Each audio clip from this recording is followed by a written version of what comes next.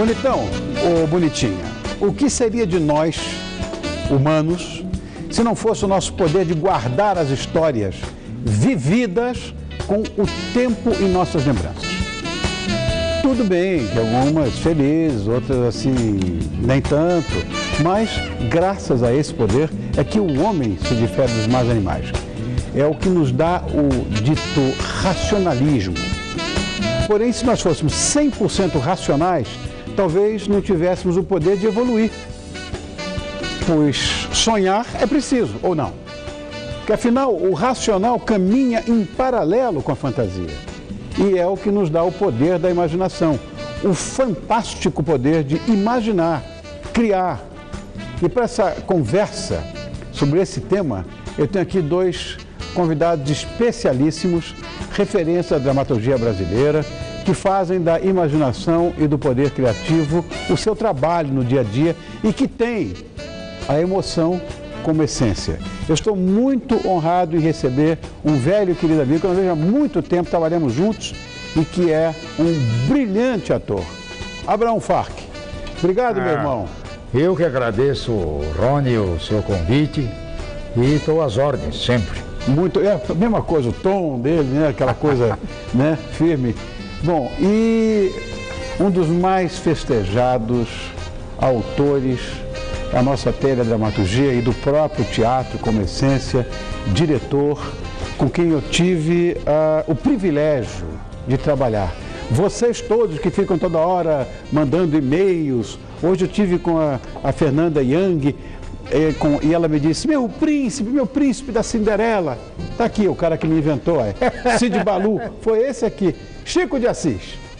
Boa noite, meu irmão, e muito obrigado aos dois. Eu não te inventei, pelo contrário, eu fui buscar você porque você era exatamente aquilo que a gente precisava, né, na época.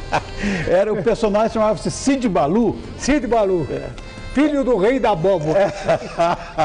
É uma novela tão surrealista. Abraão participou também, era surrealista. E era um conjunto de novelas que você e o Walter Abraão tinham ideia de fazer. O Negrão, perdão, o Walter e Negrão, Walter Abraão. Vocês tinham ideia de fazer. Ou seja, começou com a Cinderela, depois iam passar para outras novelas, tinha Pinóquio, tinha Cinderela. Vocês me contaram isso. Tinha uma carreira, mas ficou na Cinderela. Mas foi muito legal, grande experiência. Amigo, o Casamento Suspeitoso, né? Vamos mostrar, inclusive, no ar aí, porque nós botamos, olha que bonito, Casamento Suspeitoso, com o texto do dramaturgo, poeta e romancista que nós todos brasileiros nos orgulhamos, que é o Ariano Suassuna. Muito bem. Conta um pouquinho sobre o seu papel, não precisa falar da novela. Bom, da peça. Nessa peça, no Casamento, eu faço dois papéis, o juiz Nunes e o Frei Roque. Você tem cara das duas coisas. Você tem cara de juiz, como tem cara de frei. De frei, né, o Rony? Ou de rabino também. Ou de rabino também. Que aí seria mais fácil, né? Eu acho que uma das poucas pessoas que colocou ele nesse papel fui eu. É verdade. O papel de judeu, de rabino. O Chico que inaugurou essa caminhada aí de religião, sabe? Porque você tem um sobrenome até bastante histórico em relação ao judaísmo, que é Hatzefark, né? Zarfark. Zarfark, né? Zarfark. Zarfark. E ficou só o Fark, que é mais fácil a gente dizer. Porque na primeira peça profissional que eu trabalhei foi na companhia da Cacilda Becker, né? Sim. Em 1962. Nossa, a Cleide esteve aqui a semana retrasada. Bom, você nem tinha nascido, né? Imagina, eu sou de 1944, rapaz. Tenho 67 anos, 3 netos. Aí a Cacilda falou assim, não, esse nome aí não dá, porque até o espectador lê, acabou a peça, né? Mas é isso então ela aí. mandou cortar no meio, né? Aí eu nem pestanejei, sabe? Sim. Cacilda Becker. Claro, imagina. Então, Chico, você é um gênio da dramaturgia, você tem um repertório gigante de textos, de peças no seu currículo, tanto televisão quanto teatro. Agora, você se dedicou também à literatura de cordel. Isso não foi agora. Há muitos anos, eu tenho, que está nesse livro que eu estou lidando, que eu lidei hoje. Mostra o livro, olha aí está. Chico de Assis. É uma trilogia de cordel e mais uma peça fora da trilogia,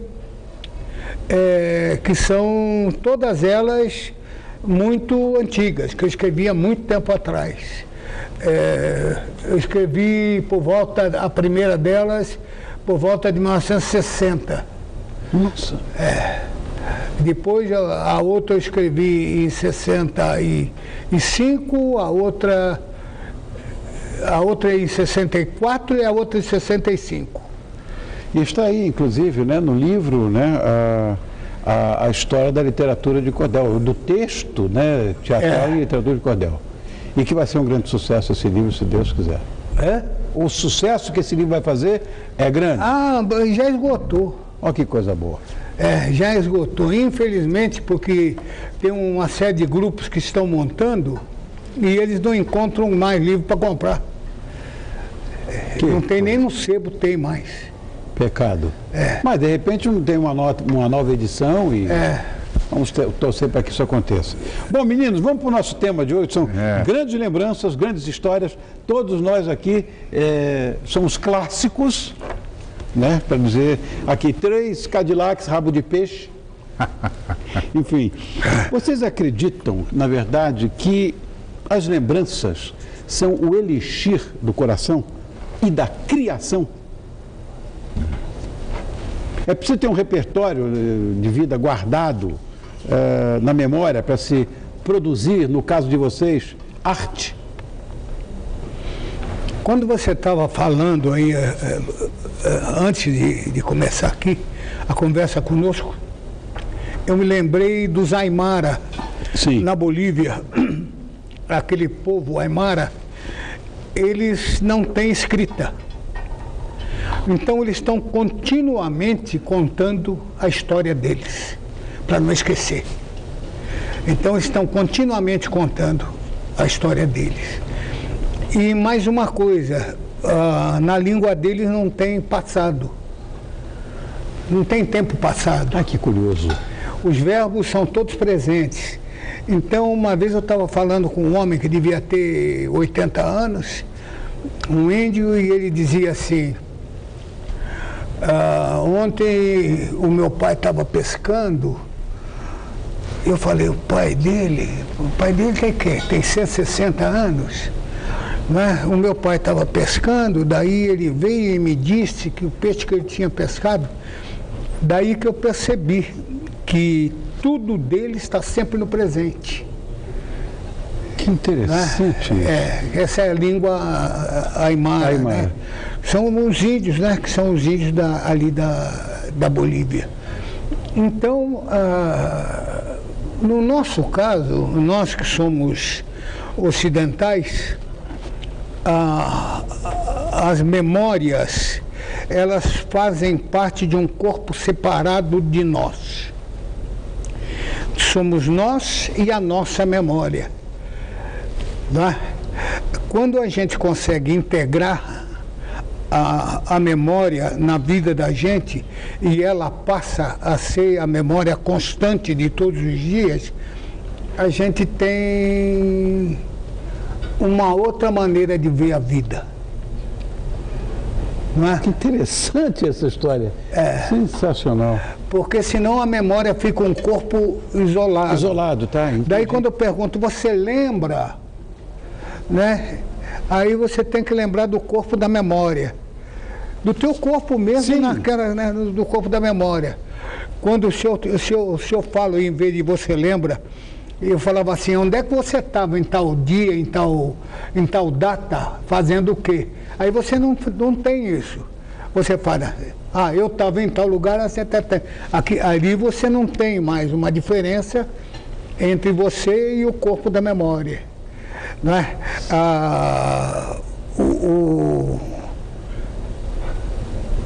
O trabalho que a gente tem em lembrar seria o trabalho que a gente não teria se a gente fosse capaz de ter o tempo todo a nossa memória em ação. Sensacional essa tua visão. Né? Muito legal. Abraão, onde é que vem a tua inspiração quando você está representando? Representando. Bom, tem a tal da memória? Sim, memória sim. afetiva? Claro. A gente usa sempre a memória afetiva, usa as lembranças, usa as observações sobre as outras pessoas, né? Por isso que é muito importante para o ator ele sempre observar, né, o cotidiano das pessoas e principalmente a imaginação. Como é que esse personagem ele se comportaria? Como é que ele se comporta, né? Aí você, através disso, você começa a procurar dentro de você correspondências, né, para esses sentidos, né? Interessante essa história também. Bom, e que histórias vocês guardam como boas recordações na vida, na lembrança de vocês? Tem histórias que vocês guardam? Boas, quero ouvir boas. Boas. Bom, não, faz favor. Lembra você que é Os grandes romances, Chico. Os grandes romances que você viveu, que eu sei. Eu não sou muito de lembrar. Como dizia o caipira, recordar o passado é sofrer duas vezes. Então eu não sou muito de lembrar. Eu não gosto muito de fotos, dessa coisa toda. Eu lembro, por exemplo, eu estou aqui com você. Então me vem, não na memória, mas me vem presente, você, quando a primeira vez que eu fiz uma primeira matéria, eu trabalhava na Folha. Na Folha, foi. Fui fazer uma matéria com você na tua casa, no tempo que você era um desconhecido, ninguém sabia direito quem era você, que você era cantor. E eu fui lá, e eu me lembro que eu achei você um cara muito legal. Foi uma página inteira na Folha, foi a minha consagração. É verdade. Estou te devendo essa, brother. Foi uma matéria grande. Desde aquele tempo, daí eu vejo tudo isso aqui na minha frente. Você fazendo lá o Cid Balu, sabe? Uma coisa que uma recordação mais estranha que eu tenho daquela novela foi que em determinado momento você teve que ir para Nova York. Você está lembrado? Tô. E a Vanusa também. E daí o pessoal da Tupi chegou e falou assim, mas nós vamos deixar eles irem? Eles estão fazendo a novela diária? Eu falei, não, pode deixar que eu dou um jeito. E deu. Aí tinha uns mágicos na novela, eu peguei um casalzinho de crianças e fiz a bruxa transformar você e a Vanusa naquelas crianças. E eles ficaram lá fazendo o papel do Cid Balu e da Cinderela até vocês voltarem. Aí quando vocês voltarem, aí fez a mágica de volta e... Então, isso foi uma coisa que eu não vou esquecer. Foi só televisão mesmo daquela época, né? Hoje nem em sonho isso acontece. Agora, tem gente que fala da tal da memória seletiva, ou seja, guardam apenas o que desejam guardar e descartam aquilo que não desejam. Vocês costumam selecionar o que vocês pretendem guardar na lembrança? É contigo assim? Não. Não. Vale tudo? Vale tudo. Vem tudo, né? Para mim, pelo menos, vem como se viesse o filme, né? Um filme da minha vida, né? Então vem todas as fases, os acontecimentos, né? Uma das coisas mais assim emocionantes para mim foi quando eu fiz a minha primeira peça profissional, né? Não quer dizer que era um grande papel, não, era um papel pequeno, mas de book? Não foi profissional, né? O de book foi amador ainda. A visita da velha senhora, né? Estou montando. Que texto maravilhoso. Estou montando. Que beleza. Lá no Clube Paulistano. Eu vou assistir. Estou montando lá. Sensacional. A vida da velha senhora talvez um dos textos mais impecáveis que eu li até hoje. De um remar. De um remar. Então foi, porque eu sempre desejei ser ator, né? Então, e eu tinha assistido essa peça em Israel, que eu fiquei impressionadíssimo, né? Aí quando eu voltei aqui pro Brasil, eu vi que tinha testes para essa peça. Eu falei assim, poxa vida, eu vou lá fazer, mas eu não conhecia ninguém. Ninguém. Aí eu fui lá na Brigadeiro Luiz Antônio, que era a sede do teatro lá da Cacilda Becker. Cheguei lá, me apresentei para o administrador, não sei se você lembra, o Campos. Quem?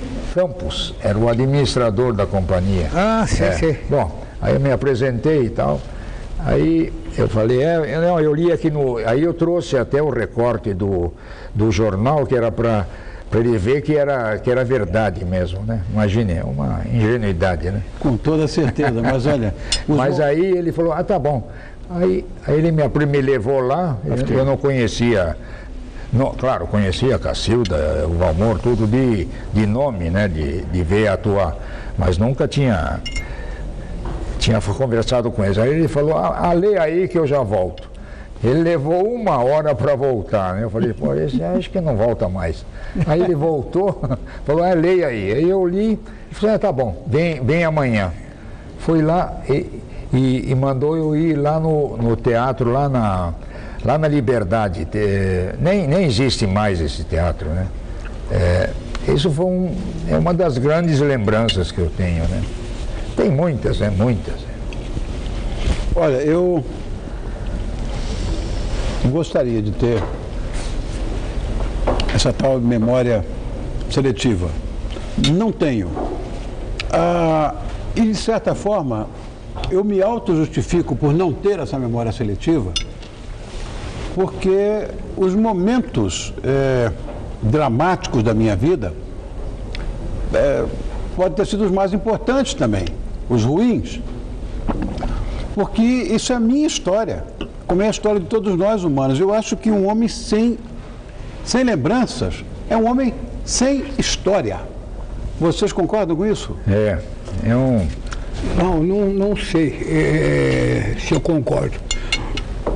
Eu acho que as lembranças, elas podem ocorrer de 2 formas.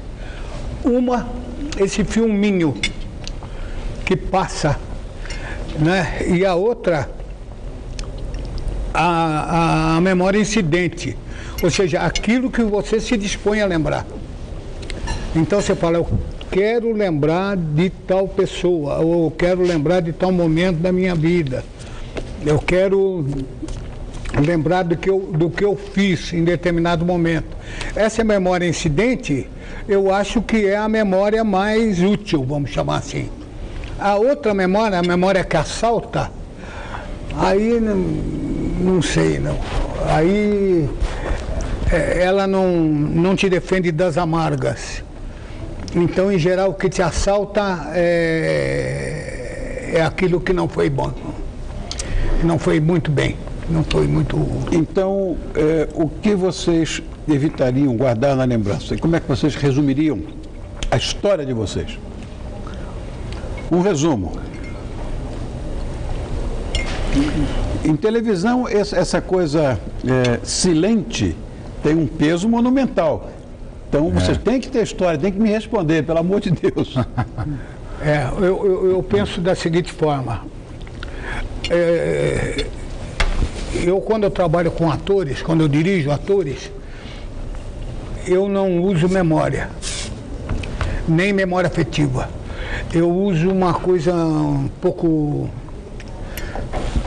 mais eficiente, eu acho, que é a ação direta, que foi o último trabalho do Stanislavski, a última coisa que ele trabalhou, que em vez de ser uma coisa ela primeiro faz e sente e aí representa.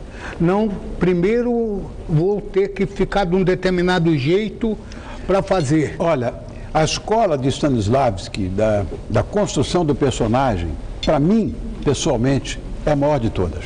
Que é exatamente isso que você está falando. É muito difícil você construir um personagem. E nessa história da memória afetiva, ou sei lá o quê, nem sempre isso é fundamental. Porque nem a tua memória afetiva, nem a tua história podem te conduzir à construção daquele personagem. Pelo contrário, isso é uma coisa nova. Porque muitas vezes, inclusive, você não tem aquela memória afetiva no teu álbum. Tem um personagem, você vai fazer, por exemplo, o Ricardo III, e você não tem nenhum crime na tua vida para ter memória afetiva. Então você é obrigado a buscar isso de uma outra maneira. Então, eu acho que a memória afetiva, ela funciona que nem alguns atores dizem assim: quando eu tenho que fazer uma coisa triste, aí eu me lembro de tal fato da minha vida que foi triste. Mas não adianta, não é isso que está se pedindo. Está correto. Não num texto de Shakespeare, fundamentalmente, né, que você falou em Ricardo III. Olha, eu quero ver o seguinte, bonitinha, a verdade é que muitas vezes, nem tudo na vida são flores. Mas existem os mais bem-humorados, que costumam dizer que quando a vida lhe dá um limão, você faça dele uma limonada, e doce e saborosa. Eu acho até que vale essa história. E essa metáfora, essa coisa metafórica nos faz refletir que, às vezes, o amargo da vida pode nos dar algum bom ensinamento no futuro. Futuro esse que nós escrevemos a cada dia com a nossa vivência, com as nossas experiências, e que se tornam lembranças, grandes lembranças, possíveis de serem visitadas sempre que a gente quiser, no decorrer toda a nossa vida. Então é dessa forma que nós escrevemos a nossa história. Por isso, pense bem em cada gesto, em cada ato que você pratica cada dia, porque eles vão compor a sua história. E história é alguma coisa que não se apaga, é algo que se perpetua. Marcelo, você arrasou, meu irmão. Você arrasou. Quero agradecer muito a presença do chefe Marcelo Giacchini, que assina a cozinha do Dona Carolina, que fica dentro do Hotel Dona Carolina, em Itatiba. E o telefone lá tem que discar 11, Memorando de São Paulo. 4534-9100. 4534-9100. Fala dessa sobremesa que está no ar aí, Marcelo. Aqui é um brownie com sorvete de creme mais simplesinho, mas com uma calda de frutas vermelhas, que foi cozinhar aquele vinho espanhol que você gosta. Obrigado. Eu espero que agrade o paladar. Obrigado, seguramente vai agradar. Brão, casamento suspeitoso. Isso. Bota no ar de novo aí o cartaz do... Aí está. Está em cartaz no Teatro do SESI até dia 4 de setembro. Não, 4 de dezembro. 4 de setembro, imagina, já foi, estava em outubro. 4 de dezembro, e as apresentações acontecem de quinta a domingo, sempre, às 20 horas. Então, de quinta a domingo, no Teatro do SESI até o dia 4 de dezembro, o Casamento Suspeitoso, sempre às 8 horas da noite. Chico, obrigado, meu irmão. Quer deixar algum recado? Obrigado a você. Principalmente por fazer a gente se reencontrar. Obrigado, meu irmão. E aí a memória aparece. Obrigado, Chico. Obrigado a você, bonitinha. Obrigado, bonitão. Amanhã temos nosso encontro aqui a partir da